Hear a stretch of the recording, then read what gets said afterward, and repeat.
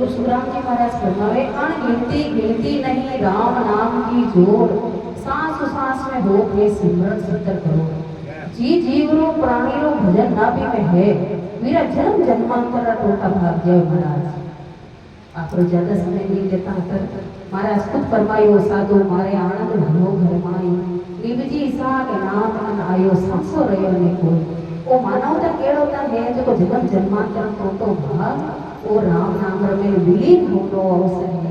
महाराज ये मान राख अगर कोई 2 घंटा भजन करे तो 3 घंटा बताओ 3 घंटा करे तो 4 घंटा बताओ। और सतगुरु सुखराम जी महाराज रो तो इतो आदेश है कि 2 बजे बाद मैंने सुता ही मत रहो। और कृष्णदास महाराज रहे मुरलीदास महाराज रहे मुरली रोजा भजन ही करिए ढलती रात शेष गुना फल बहुत है उठे परवार। महाराज जी मान राखजो और जगह जगह भजन करजो। राम राम सा मारी वाणी द्वारा कोई जीव तकलीफ हुई है तो मने तुझ जीव हमने माफ करजो महाराज। राम राम सा।